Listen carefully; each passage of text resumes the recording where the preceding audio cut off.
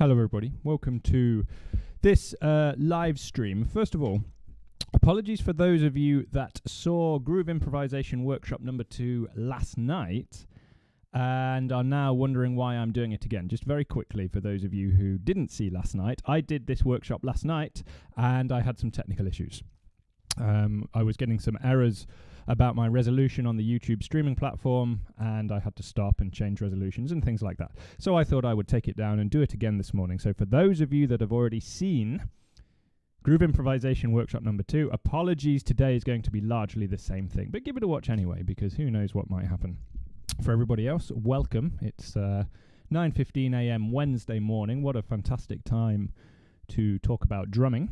And that's exactly what I'm going to be doing for the next half an hour or so, talking about drumming and specifically my approach to improvising within a groove. You just saw me there getting warmed up, having a bit of a play with a groove and trying out some ideas, and they're the sorts of things that I'm going to be talking about today, both what I was doing, how I conceptualize that, how I practice those things, and how you guys can start to apply those things to your own improvisations, and hopefully for the beginners amongst you, this will give you some ideas to get started, and for those of you that are already really experienced with this sort of thing, hopefully it might just give you one or two new things to think about, or at least a little bit of enjoyment. So let's get started. In the improvisation workshop number 1 that I did last week, I talked at great length about two things: serving the groove, decorating the downbeat with your vocabulary, and subverting expectations with syncopation and rhythmic devices. I'm going to be looking more in depth at rhythmic devices next time. Today I'm going to be focusing more about the application of vocabulary, because I realized after I'd done that live stream that was quite an abstract concept. I can talk all day about applying vocabulary, but for those of you that are really interested in the specifics and the nitty-gritty, it's probably not the most helpful. So I'm going to get into the specifics of applying vocabulary to a groove today. So let's get started. I was playing around just now with this sort of thing. Okay.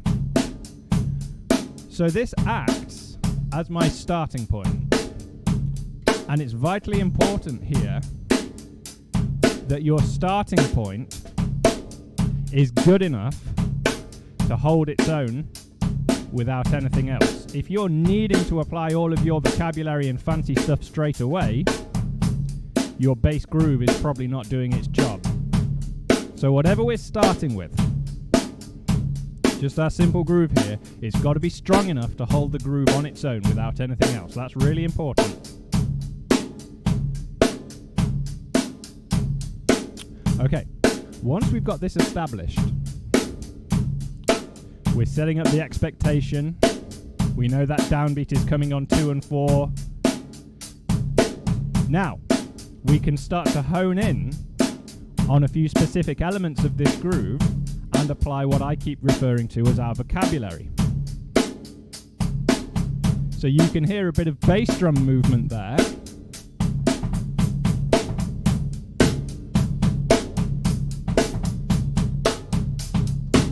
Now, all of these phrases that I'm playing on the bass drum constitute my vocabulary. In other words, these are things on the drums that I know how to do. These are particular passages, particular phrases, particular patterns that at some point I have studied and practiced. So we all know this groove, right? This is just the bass drum on 1 and 3 and the snare drum on 2 and 4. Well, over the course of us practicing this rock groove, we learn to move that bass drum, right? Now, depending on how far you take this, you might just stick with the 8th notes. I'm just on 8th notes here. Or if you've taken it a bit further,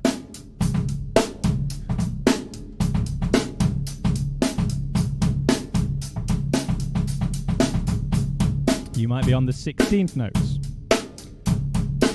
You might have done a little bit of Gary Chester, New Breed, bit of polyrhythms.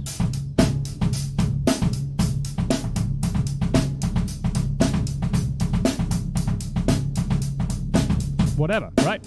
This all constitutes the pool of material that you are able to draw on and play within your groove.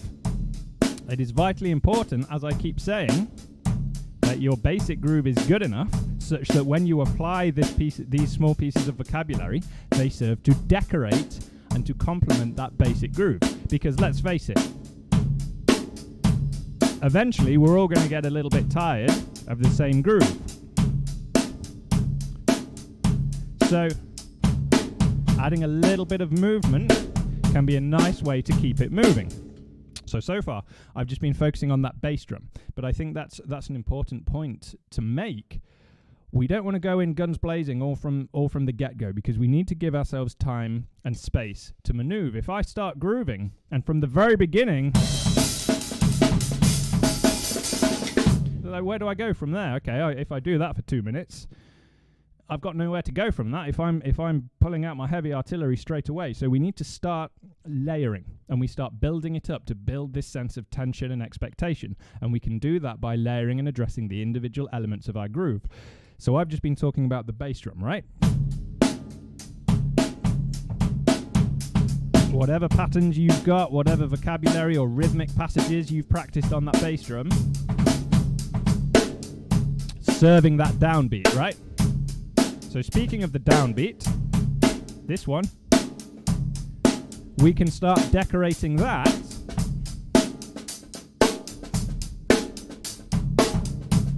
hear those ghost notes creeping in.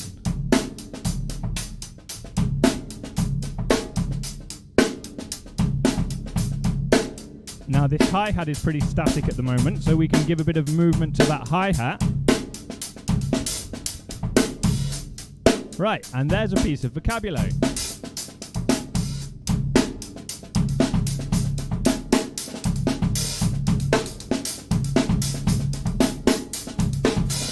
Okay, so this is where we get into the realm of applying specific vocabulary now with a view within the context of this groove.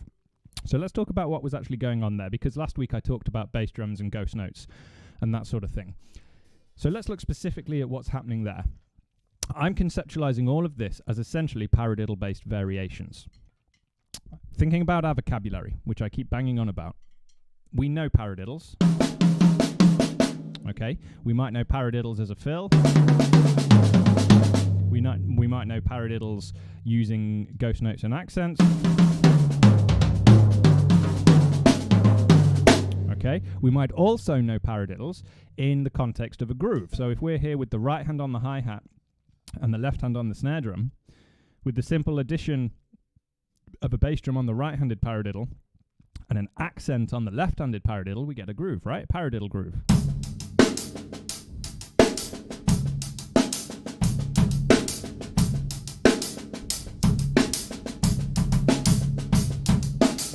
Okay, pretty standard stuff. We've all encountered that at some point, or for the newer drummers amongst us, we will soon be encountering that in our studies. Applying a paradiddle to a basic groove is a pretty standard thing to do, but it has a lot of utility. Okay, first of all, it gives us a ready-made interplay between the hi-hat and the snare drum, especially if we think of most of those ghost notes, left hands, as ghost notes. Hearing that paradiddle on its own, we can hear the nice hi-hat pattern we get. And the gaps get filled in with ghost notes on the left hand. Texturing. So as I said, if we add the bass drum and the snare drum, we get our groove back. Now at this stage, it's easy enough to transition into and out of those paradiddles. Okay, it's a little prescribed, but it works. So this is where the layering comes in, where we can start combining these different improvisational elements, focusing for now on this paradiddle pattern.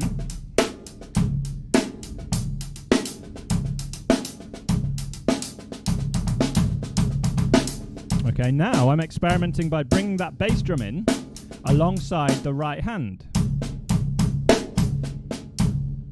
You hear that there? That right hand is just playing in unison with the bass drum, or the bass drum is playing in unison with the right hand, and the left hand is filling in the gaps.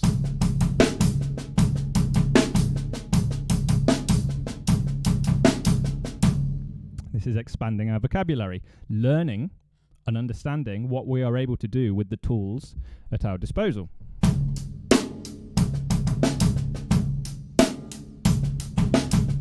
Now, I don't need to play all of those bass drums every time. I can just aim for some of those right hands.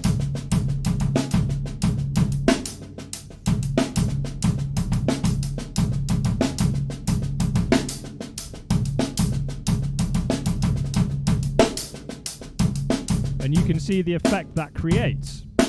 We get this busy funk effect simply by experimenting with paradiddles between the hands and the bass drum following some of those right hand strokes.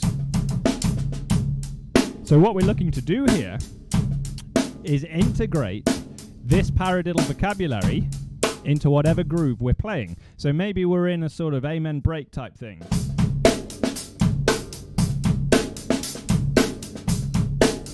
This sort of thing. You see those paradiddles at the end? Taking up the last two beats of the bar. 1, 2, paradiddle, paradiddle. 1, 2, paradiddle, paradiddle. You can hear them creeping in.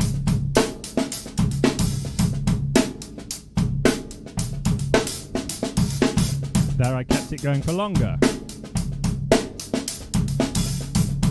You can hear that interplay now, that paradiddle phrase occurring within this new context. This sounds especially nice over on the ride cymbal because we can also apply these paradiddles utilizing the ride bell.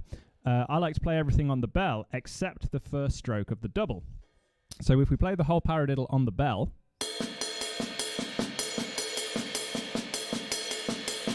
we get a nice bell pattern, right?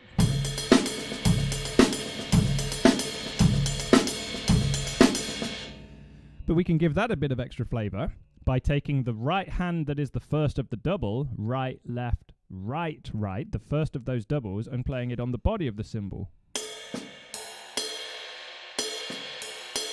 Right, left, right, right.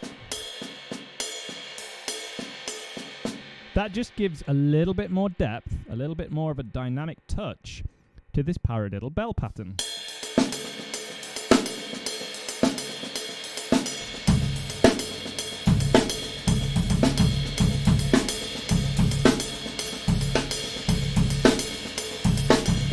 So, going back to that sort of breakbeat concept.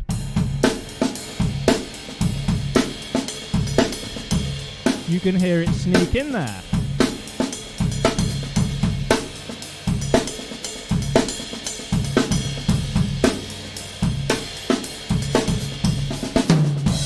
And that was just using the paradiddle as a fill. Simple paradiddle.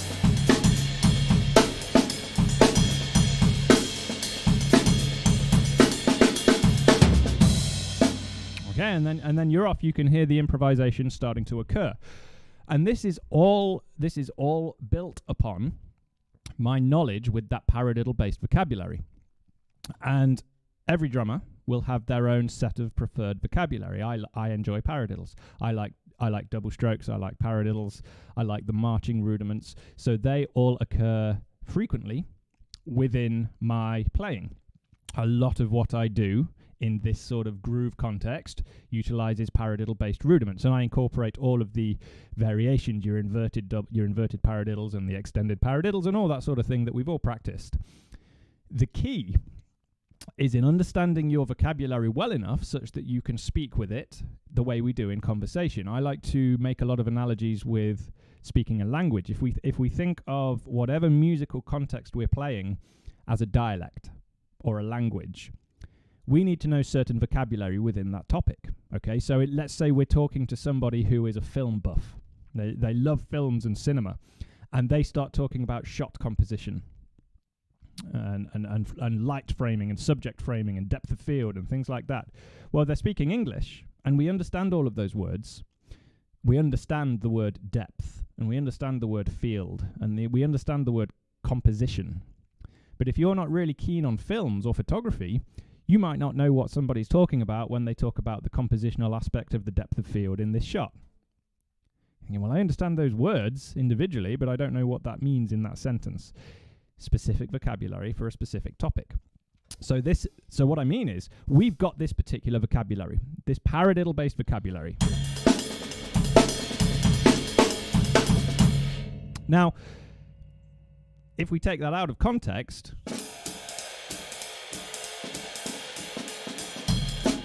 okay, we're gonna have a bit of a hard time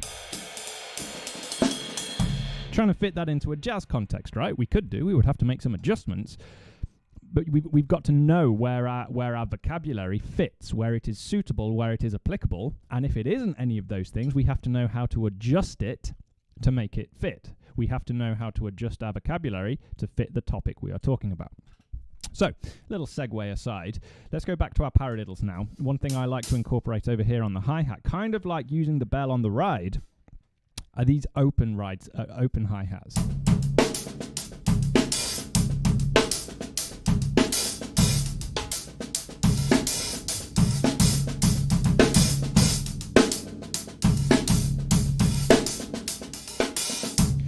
Again, I keep using the word, it gives a little texture.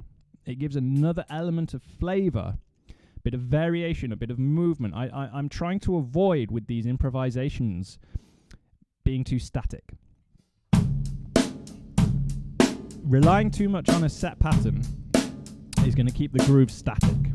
So we're looking to keep the time, but with a degree of movement. If you've ever seen someone like Bernard Purdie play, there's all sorts of things.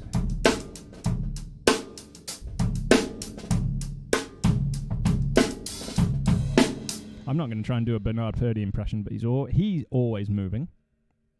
And his playing is always moving. There's always little ghost notes. There's little 16th note hits on the snare. There's the little forays? Little journeys, little trips around the drums. Just to keep the time moving. So, let's break that down.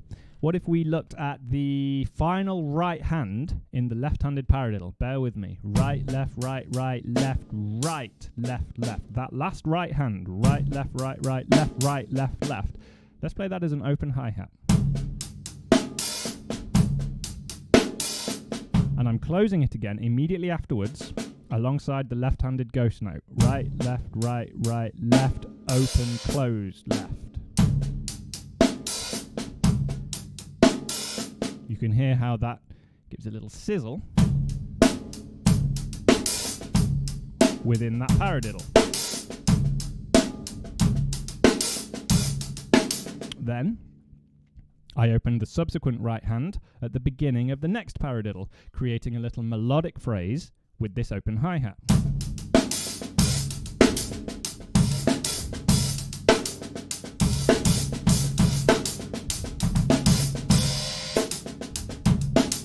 So I'm now incorporating the open aspect, the open hi-hat aspect into the kind of melodic phrasing within that groove.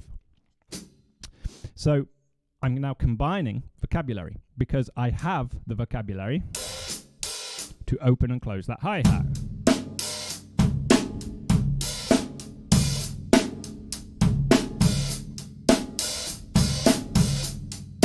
Okay, we've practiced our open hi-hat phrasing within a groove, so we're applying that same principle, but within this new paradiddle context.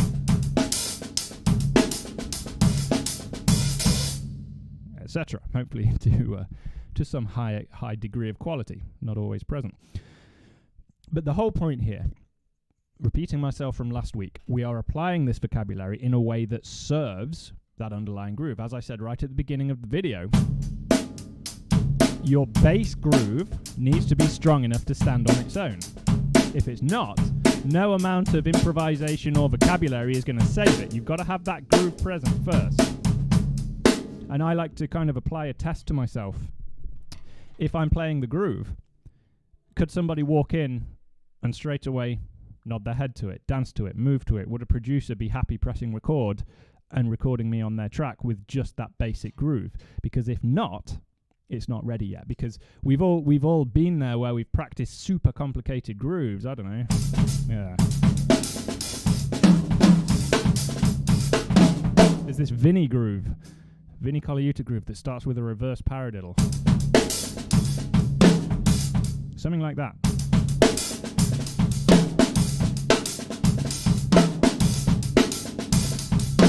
It's that sort of thing. And you can hear there, I can play it, but not in a way that is good enough to record on a track. So that groove is not ready yet. That's not something that I'm going to start improvising with and applying all of this other vocabulary to until I've straightened out what's going on underneath all of that, what's the basic structure. Anyway, the basic point is your underlying groove needs to be strong enough, and then you will start layering your vocabulary on top of that. So today, we've talked about bass drum improvisation, a little bit about ghost notes, although that kind of ties in more closely with the paradiddle-based phrasing, because we get those paradiddles, we get those ghost notes naturally within those paradiddles. Okay. We can start exploring the orchestration as well, sticking with these paradiddles for now. Let's say we're back over here.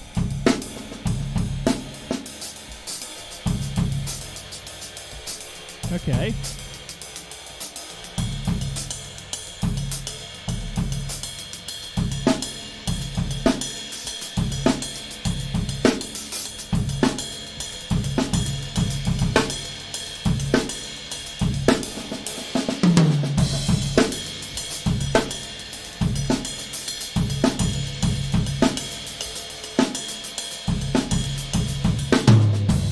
We get a nice effect now. That's still playing the same stuff, same paradiddle groove, but that left hand is orchestrated to the hi-hat and moves down to the snare drum for the accent.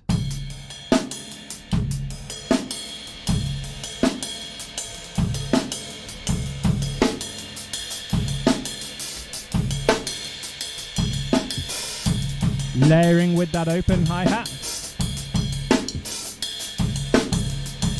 And when you start applying a new layer, there's a kind of a period of experimentation where you think, okay, I want to add an open hi-hat. Let's figure out where I can do it.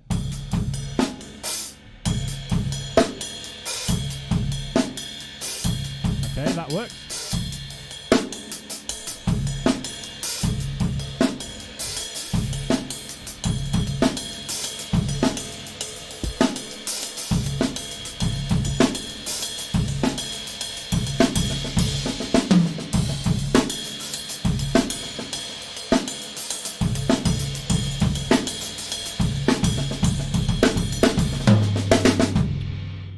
See again the improvisation starting to occur, where I am feeding myself ideas based on what's occurring while I'm playing. I'm hearing various phrases there. Okay, I'm starting to get a difference in the left hand between the top of the hi-hat and the side of the hi-hat. Where am I? Sorry.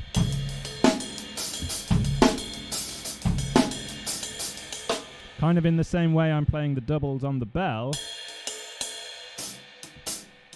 I'm applying that left hand between the tip of the stick and the shoulder of the stick. Again, this comes down to a familiarity with the vocabulary you are using. It is all well and good to say, yep, I know a paradiddle, and yep, I can play it relatively fast. But the real worth of that paradiddle comes in its application and how you can actually make it work for you to serve the groove you are playing. Because otherwise, it's just a noise at the end of the day. So we've got to make our vocabulary work for us. You look at some of the top players in the world of all time, and they are not using super secret techniques that everyone else hasn't heard of. They're using 6-stroke rolls and paradiddles and single strokes and double strokes just like everyone else. It's the way they apply it with such devastating effect that makes them the greats, okay? Their knowledge of their own vocabulary. So that's what we're trying to discover for ourselves.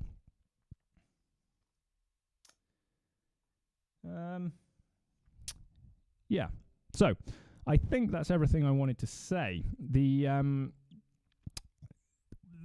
To finish then, this leads back into the concept of improvisation itself, because I know a lot of people and a lot of my students say this: I don't know what to play when I improvise, because I'll often get my students, just play for 5 minutes, have a play and improvise. And they say, I don't know what to play. Even knowing how to apply a paradiddle as a groove, or even knowing how to use ghost notes or whatever, they know all of the stuff academically, but it still doesn't help them in terms of an improvisational performance. So to close, essentially what I'm doing when I'm conceptualizing, if I conceptualize what I'm doing when I'm improvising, I treat the groove I'm playing as a topic of discussion. So when I start a groove that's like, what did I do at the start of the video? Something like this. I'm introducing a topic of conversation. It's like saying, shall we talk about, I don't know, shall we talk about politics? I don't know why you'd talk about politics, but shall we talk about politics? And your listeners go, okay, I'm listening. And then you've got to talk and say something meaningful or worthwhile about politics. So I've established my topic here, and all of you listeners and all of my hypothetical listeners are going, all right, I hear a nice groove here.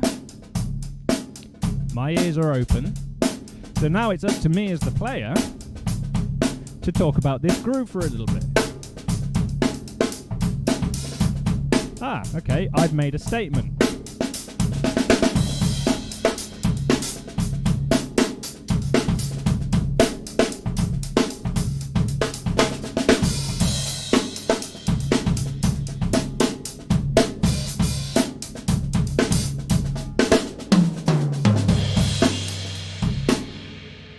And there you go, we're off again. But conceptually, I'm treating that basic groove as my topic of conversation, and then all of this vocabulary-based playing that I've just spent half an hour talking about is my way of discussing, of talking about that basic groove, that basic topic of conversation. And it's the same in, you can apply this concept across the board. It doesn't have to be this breakbeat funk thing. We can be expressing a jazz time field.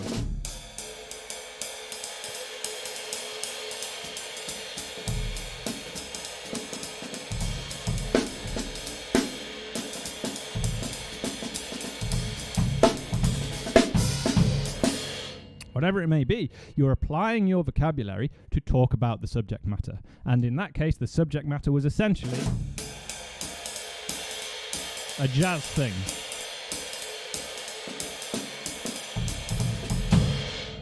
We introduce the subject, then we apply our vocabulary to talk about it and hopefully say something interesting within that.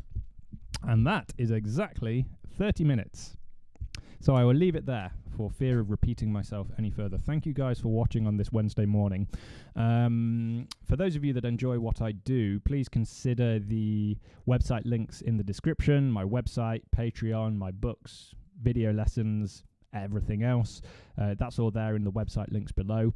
I will do another live stream in the coming week, revisiting solo phrasing. I've got number 2 of the drum solo workshop to do, which I really enjoy doing. So I will schedule that on my channel when I'm able to.